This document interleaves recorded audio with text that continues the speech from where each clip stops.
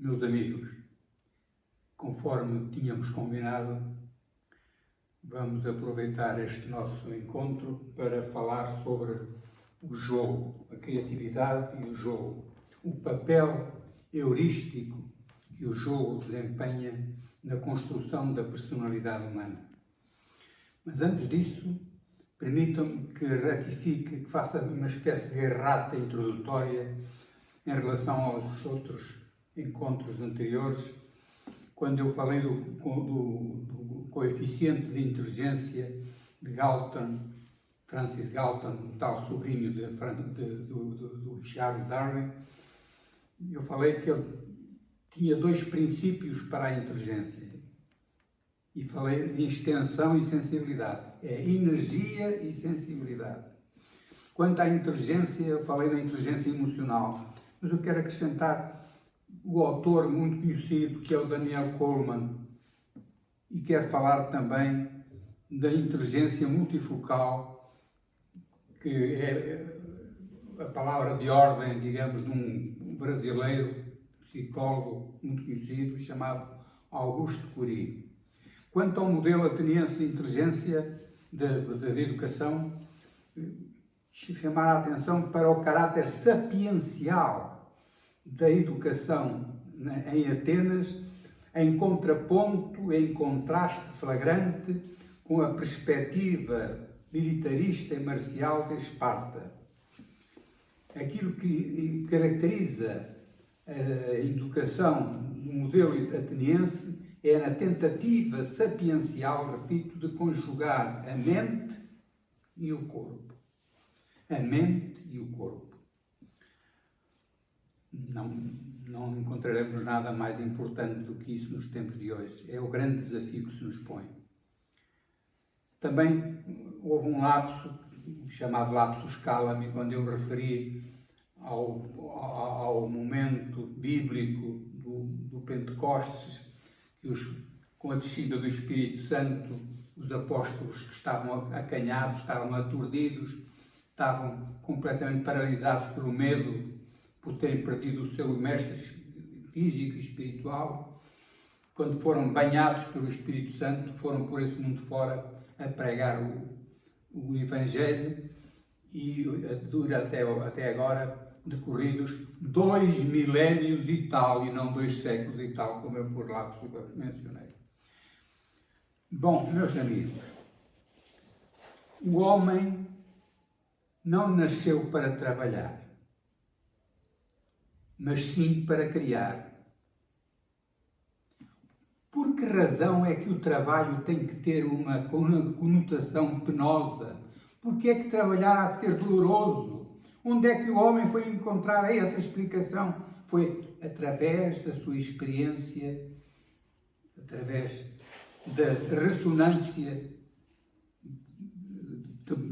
semântica, do tripaliare, de que eu falei, dos 3 paus, que era um instrumento de tortura nas galeras do Império Romano. A criação implica inspiração, o ergon, que é a palavra que em grego quer dizer trabalho, mas um trabalho inspirado, inspirativo, inspirador e feito de inspiração. Nas escolas falei que é preciso criarmos contextos de significatividade. Contextos que tenham um caráter suscitativo, que façam com que as pessoas busquem momentos diferenciados de sentido. O jogo, nesse aspecto, desempenha um papel nuclear, axial. É o verdadeiro êmbolo da criatividade. Aquele exemplo conhecido de William Ellis, que era um rapaz que estava jogando futebol num recreio do colégio, e de repente ele teve uma espécie de insight e agarrou a bola com a mão e foi serpenteando, zigue-zagueando em corrida até colocar a bola na linha chamada linha de meta, na linha final, na linha de baliza. E desta maneira, meus queridos amigos, eis como nasceu o rugby de uma forma completamente inesperada. Foi um surto inspirativo que levou aquele rapaz a ter aquele gesto que até hoje tem seguidores através do rugby. A criança caracteriza-se por ter abertos os canais da criatividade. Os canais da criatividade na criança estão mais espontaneamente abertos. A criança tem a particularidade, joga-se toda naquilo a que joga. A criança joga-se por inteiro, incondicionalmente. O jogo, meus queridos amigos, não tem um caráter meramente ornamental, não tem um caráter meramente circunstancial, não é um capricho. O jogo é uma constante antropológica, é coextensivo da própria experiência humana. É um elemento transcultural e também pré-cultural, como diz Johan Huizinga, o famoso Huizinga, o holandês que tratou do tema do jogo. Mas há um antropólogo, há um sociólogo francês chamado Roger Caillois, que fala também do jogo. Mas ele apresenta uma certa concepção, isso que eu diria, sumptuária do jogo. Como se o jogo fosse uma coisa excedentária. Ele opõe, dicotomiza o jogo e trabalho. O tempo que se perde no jogo, o tempo perdido, versus o tempo bem empregado no trabalho. Há como que aqui um postulado cisional e dualista, uma espécie de preconceito utilitarista, o tal receio de perder tempo, de estar sem fazer nada, o ócio criativo, sapiencial, que é o contrário da ociosidade. A ociosidade não leva a lado nenhum. O ócio é a antecâmara de toda a criatividade. Há aqui, como eu dizia, um preconceito utilitarista. Só o jogo é visto como um devaneio, como uma distorção, como uma diversão em relação àquilo que é essencial, que é o trabalho. Não esqueçamos daquilo que eu comecei por dizer. O homem não nasceu para trabalhar, nasceu para criar. A criação envolve o trabalho. Eu posso estar no meu emprego e ser criativo. Eu não tenho que estar, digamos, como que aprisionado ao dictato daquilo que é o funcionarismo. Eu tenho que funcionar, mas não devo ser funcionário. A função não é um funcionário. O funcionário é aquele que está dependente só dos horários e dos aspectos meramente morfológicos do trabalho. Não há tempo mais bem empregado que o tempo que se passa a brincar. Eu recordo quando a minha mãe me encontrava, vinha às vezes do campo, ou vinha com a água à cabeça, vinha da fonte, e me encontrava a brincar e disse: "Seu Galdério, anda aqui uma mãe arrastada e tu na galdeirice." Cá está a perspectiva de que o filho, quando estava a trabalhar, estava a perder tempo. Estava a ir contra aquilo que é o desígnio do homem, que é trabalhar, arregaçar as mangas e suar e transpirar. Só aquilo que se transpira tem valor. Como dizia Santo Agostinho, non quia durum aliquid bonum. Não é por uma coisa ser dura, difícil, que é boa. Nós podemos, efetivamente, fazer as coisas todas com prazer. O papel do tempo. O papel do tempo. É muito importante o educador ter consciência, o educador, seja ele mestre de escola, professor, seja pai, seja mãe, um papel fundamental que o tempo desempenha na construção da personalidade humana. Os gregos tinham uma palavra muito interessante, kairos. Kairos é o tempo certo, o tempo adequado, o tempo conveniente. É agora e não antes nem depois. É o tempo certo. Quando eu brincava com o meu filho sobre o tapete, e brincava, quando levava às costas, e quando eu jogava com os bonecos com ele, etc., esse tempo é um tempo intransferível.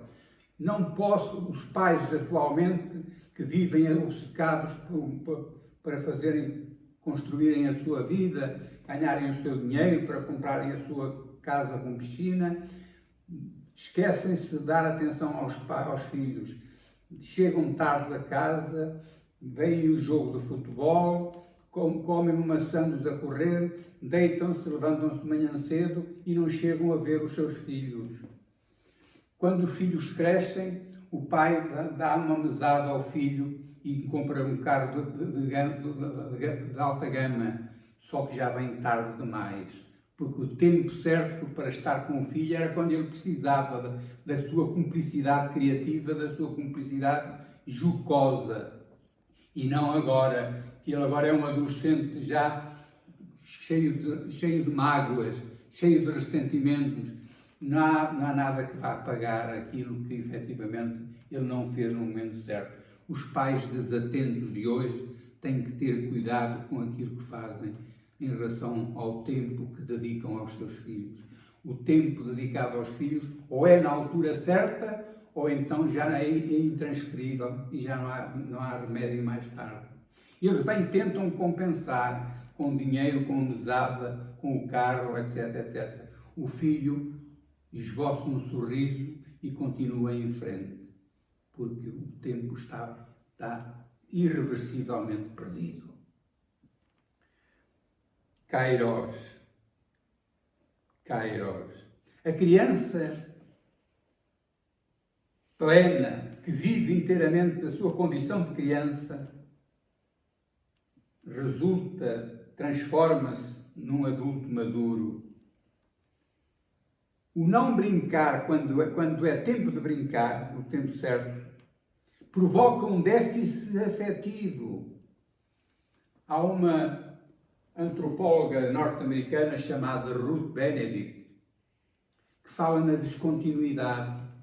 Uma criança, por exemplo, que é apaparicada, mimoseada pela mãe, por exemplo, e que faz com que ele tenha uma relação com a mãe relativamente dependencial, como se fosse uma espécie de obsessão pela sua mãe, como se fosse a galinha que tem os seus pintainhos debaixo das suas asas, viver permanentemente debaixo da saia da mãe, como se costuma dizer. Há uma descontinuidade entre esta criança dependente afetivamente, emocionalmente da mãe e o rapaz que, entretanto, é chefe de equipa numa grande empresa internacional. E esta descontinuidade entre um estado afetivo e emocional de dependência e o estado, digamos, de liderança e autonomia provoca um conflito interior. E esse conflito interior Ruth Benedict chama-lhe a descontinuidade. Também é algo para que os professores e os pais devem estar atentos. Isto é, que haja uma linearidade cumulativa, que haja uma coerência, digamos, na ministração, no ministrar, na dosagem da afetividade e do encaminhamento dos filhos. Quero chamar a atenção para o caráter paradoxal da infância. Tudo o que é pequenino tem graça, mas ai dessa coisa pequenina se não crescesse.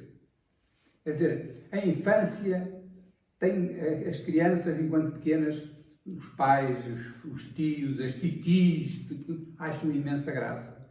Mas vocês já imaginaram o desgosto que seria para o pai se chegasse à conclusão que o seu filho nunca chega a ser homem?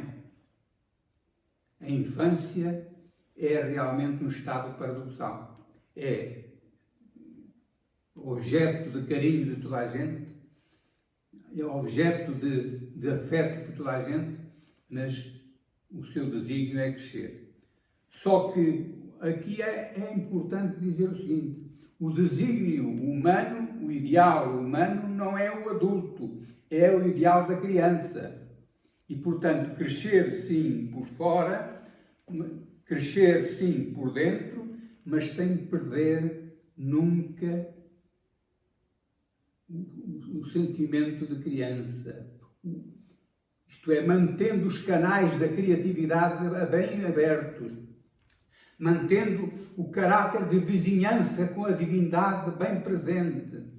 Isto é, nós temos, as crianças são educadas no sentido do crescimento, alimentam-se para crescer, para se tornarem adultos, mas sem perderem da linha de vista a ternura desarmada, a candura desarmada da criança.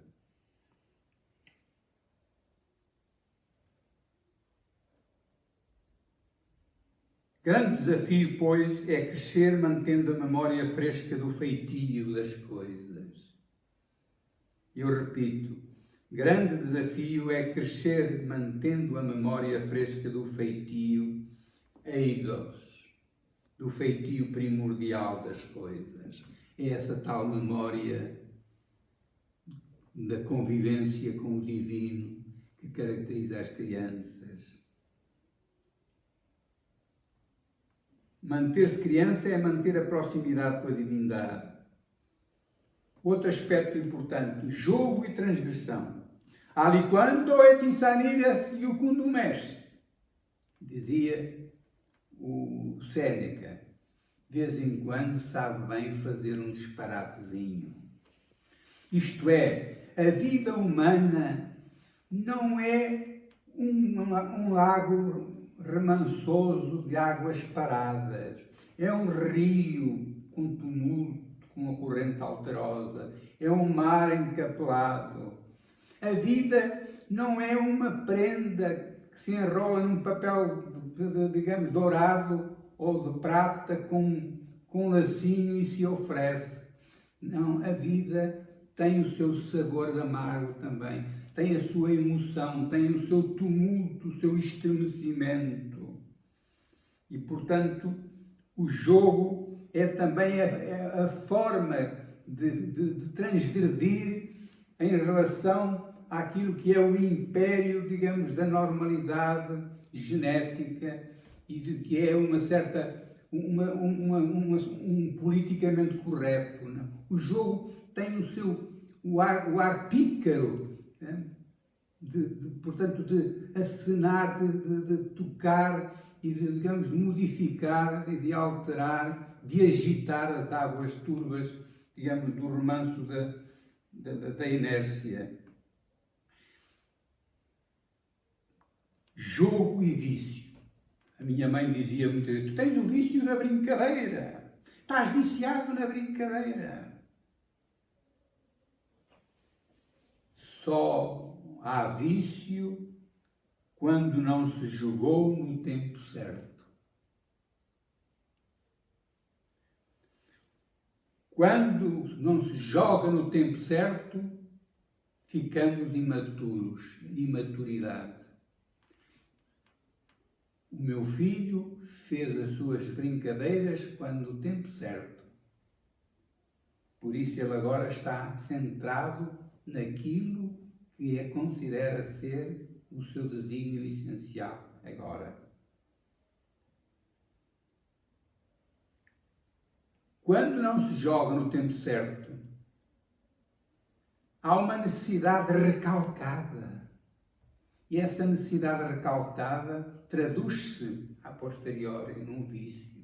Seja o vício do jogo, do casino, seja o vício de qualquer outra natureza. O vício corresponde sempre a uma necessidade mal resolvida, recalcada. Como dizia o Freud, o recalcamento. Sorte e azar são duas palavras associadas normalmente ao jogo.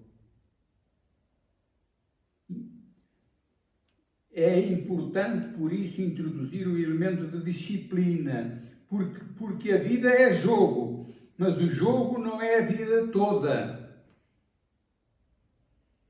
A vida é jogo, mas o jogo não é a vida toda. É preciso mitigar, condimentar, controlar, disciplinar,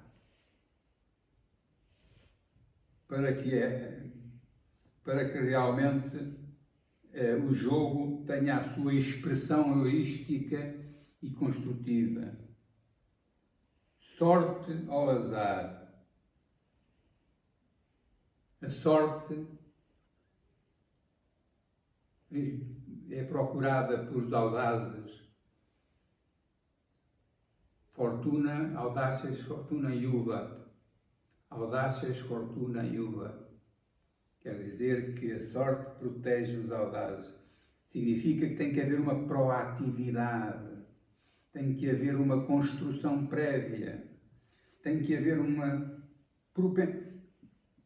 O Carlos Raymond Popper fala num mundo de propensões. Nós somos propensos a ter sorte ou ter azar conforme a nossa disposição.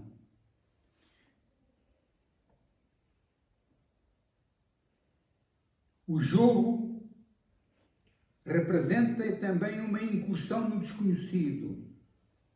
Júlio César, quando estava às portas de Roma, junto ao rio Rubicão, proclamou: Alia iacta es, os dados estão lançados.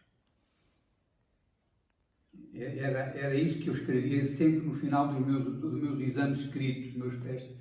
Escrevia, cumpria o meu dever e agora escrevia, pois, Alia iacta est, os dados estão lançados, as sortes estão lançadas. Agora seja o que Deus quiser e aquilo que o professor entender. O jogo é uma incursão, repito, no desconhecido, no lado mágico e encantatório do real. O real tem um lado mágico e encantatório do real. O jogo tem uma dimensão erótica. É o bisbilhotar do real. É o dedilhar das coisas do mundo, o apalpar o mundo, as coisas, essa atitude fascinada perante o mundo.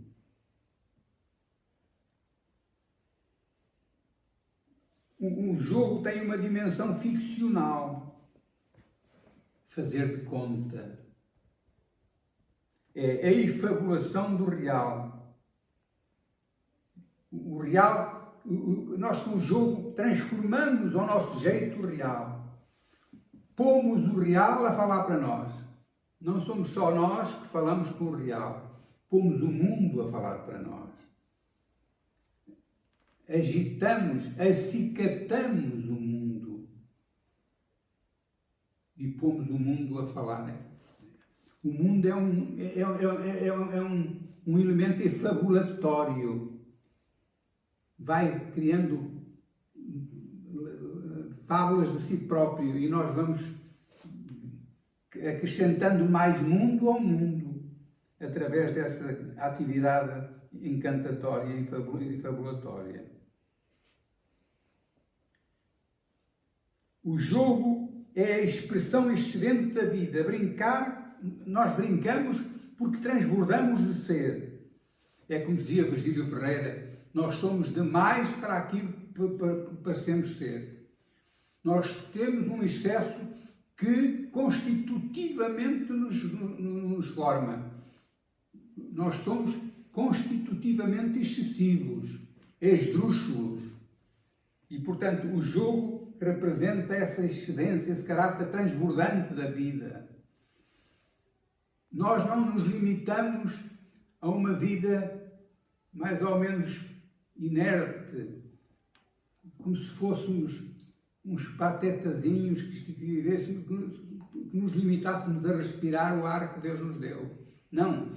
El hombre es un cocinero. O homem é um cozinheiro. Quer dizer que não nos limitamos a comer os tomates, a comer a alface, as batatas e o feijão, como a terra o produz, mas que colocamos numa panela e misturamos umas coisas com as outras e fazemos autênticos pitéus dos anjos.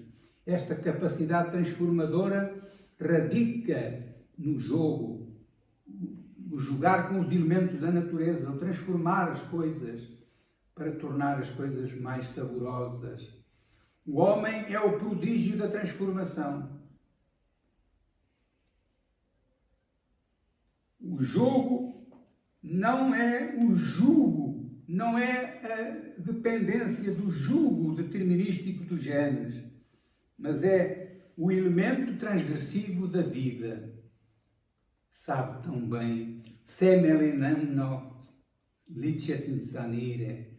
É por isso que há o carnaval. Joga-se ao carnaval. Porque sabe bem, uma vez por ano, pelo menos, brincar. Semelinamno licet insanire. Pelo menos uma vez por ano é lícito, é legítimo fazer as brincadeiras. Portanto, o brincar está incerto, está inserido, está coextensivo da nossa própria natureza, está inculcado em nós, radicado em nós, o desejo de brincar. E a criança, porque está na primicialidade da existência humana, brinca como ninguém. Mesmo quando nós formos ao hospital de Santa Estefânia, Dona Estefânia, e formos ao local, à enfermaria, onde estão as crianças com câncer, com cancro, nós verificamos que as crianças brincam. As crianças brincam. E era muito interessante também um dia fazermos uma reflexão sobre o papel do jogo na cura. Porque a criança que brinca é uma criança que está emanada com Deus. Estar emanada com Deus está próxima da fonte da cura, porque Deus é o médico quântico por excelência. Tanta dimensão que o jogo tem, tanta dimensão. O jogo é o ingrediente demiúrgico da alma humana. Erga cae emerai. Erga cae emerai. Os trabalhos e os dias é o título da obra do famoso Hesíodo, a cosmogonia, isto é, a história da epopeia da criação. O jogo como que reedita a primordialidade cosmogónica da criação do mundo. O jogo inventa, não se limita a copiar o mundo, mas a inventá-lo. É por isso que ao jogo cabe associar sempre a palavra entusiasmo. Entusiasmo vem de quê? Qual é a etimologia da palavra entusiasmo? Dentro, theos. Theos significa Deus. Quer dizer, o entusiasmo é o sentimento dos deuses. Jogo e entusiasmo, então. O caráter abismante do jogo. O engodo na brincadeira. Por isso, toda a gente sabe, toda a gente que jogou a bola sabe, quando se joga a bola na rua e quando há um pontapé na bola, faz com que a bola vá para a estrada, a gente já sabe, atrás de uma bola vem sempre uma criança. A criança não para a pensar, deixa-me parar porque pode vir um carro. Não, a criança vai atrás da bola porque só vê a bola. Está completamente focada na bola. está abismada na bola, está engodada na bola. Os brasileiros chamam grudada na bola. Está identificada com a bola. A criança joga da forma incondicional. Não é de uma forma precavida, não.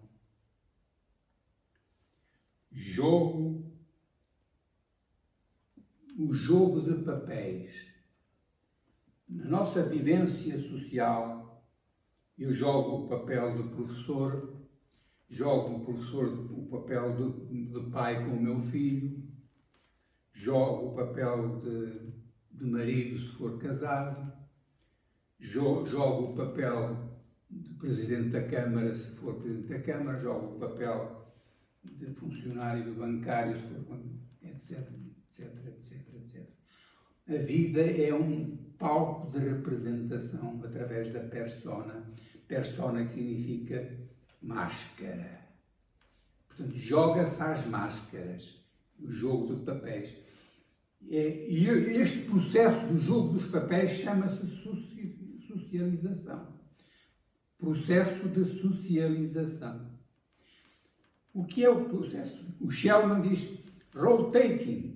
A capacidade de me colocar no lugar do outro, jogar o papel do outro, para perceber qual deve ser a minha atitude em relação ao outro. Esta aprendizagem do outro só se consegue através da interação que o jogo promove. O jogo que, através da mimesis, leva à imitação dos adultos. George Herbert Mead fala no interacionismo simbólico. Interacionismo simbólico, isto é, através do jogo, as crianças imitam os valores dos adultos, vender as casas, construir as casas, comprar as casas, ir ao médico. Todas estas coisas que são atividades dos adultos, jogar, seja o que for, as crianças reproduzem mimeticamente através do jogo e assim vão adquirindo, vão absorvendo os valores. É por isso que os valores que devem ser reproduzidos não devem ser os valores dos adultos, embora eles imitem as coisas dos adultos, é através da sensibilidade das crianças. O jogo e mimesis, perigo de cópia de modelos intolerantes dos adultos. Jogo e mimesis. Mimesis quer dizer imitação. Imitar os adultos, mas não naquilo que são os valores da intolerância, do egoísmo, da falta de solidariedade, do autoritarismo, da violência. Não. Jogo e desporto. Os meus amigos estarão a pensar, está a falar em jogo, mas a gente está a falar em desporto. O que é o desporto? O desporto é o jogo sob a tutela sob o desígnio da normatividade e sob a convenção. O jogo espontâneo, sem qualquer tipo de norma, é o jogo da criança, o jogo livre. Mas reparem uma coisa, meus queridos amigos, mesmo quando é o jogo da malha, o jogo da macaca, o jogo da apanhada, o jogo das escondidas, todos esses jogos, têm já as suas regras.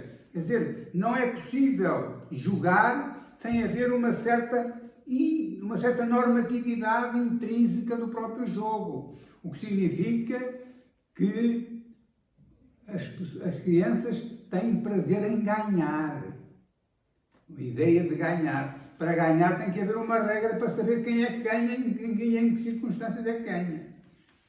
O jogo, quando passa a estar institucionalizado, quando passa a ser convencionado, quando passa a ser tutelado pelas federações, pelos governos e tudo mais, recebe o nome de desporto.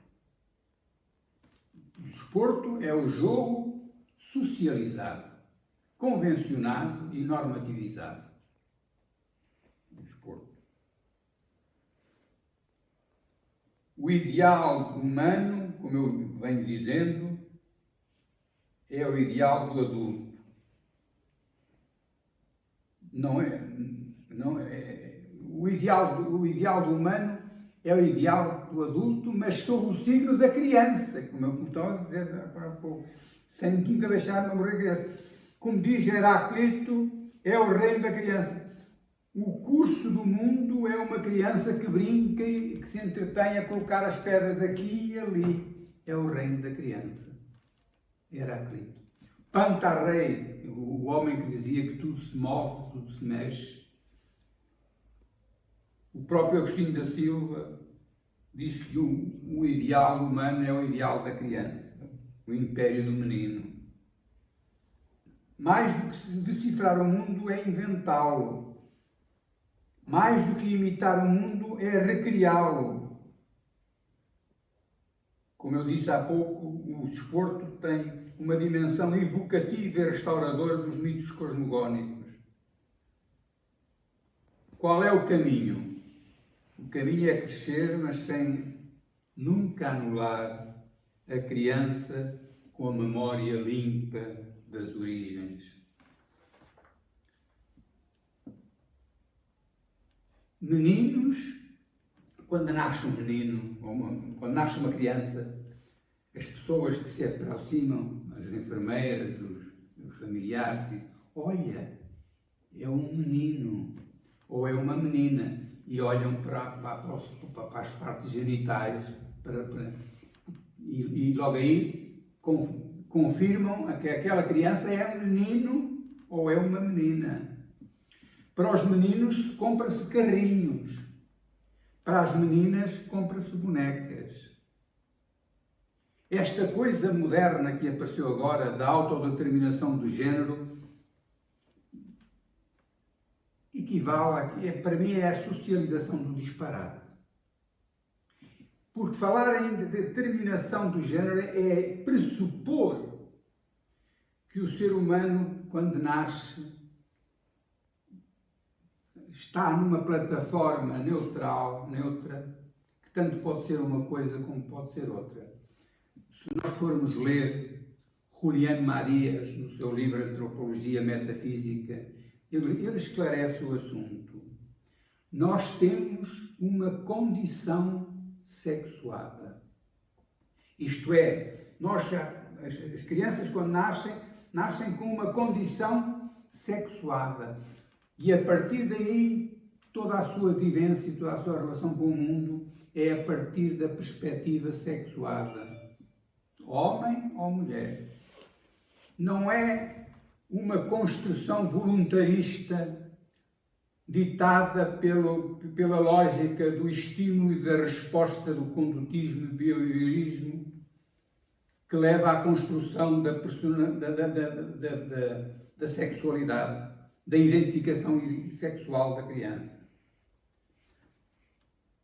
A educação, o sexo não é uma construção, é um dado. Nós somos radicadamente uma condição sexuada. A condição sexuada é um elemento constitutivo da própria estrutura empírica da nossa existência humana.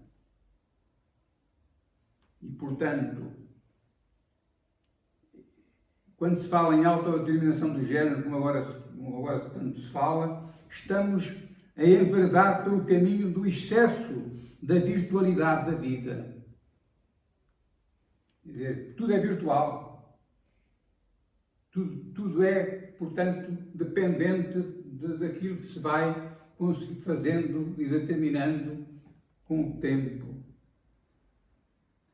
Mas isso implicaria um regresso à indiferenciação, à morte. A vida só se dá na diferença.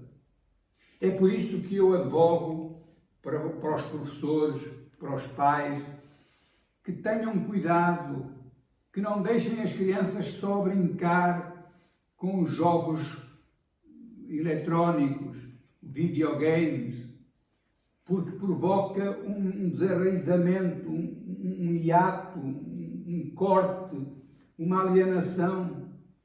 É preciso que as crianças brinquem os jogos, que façam jogos telúricos, com radicação telúrica, isto é, que sujem as mãos e os pés, que sintam os pés na lama, que brinquem aos moinhos de vento, que brinquem à macaca na terra. Ultimamente tem havido crianças que têm caído do quinto, do sétimo, do nono andar. São crianças que se sentem aprisionadas no cimento armado. Como aquele cão que estava num apartamento e que se revoltou contra os donos e ia matando os donos. Porquê? Porque não aguentava mais estar aprisionado. As crianças nasceram para serem criadas com a terra e com o vento e não para serem virtualizadas como se fossem construções mais ou menos caprichosas. Brincar não é o desígnio das crianças, é o desígnio de todos nós. Quanto mais brincarmos, quanto mais formos capazes de brincar, mais a sério estamos a levar a vida. Levar a vida a brincar é levar a vida a sério. Brinquemos. Brinquemos. E sejamos felizes. Obrigado.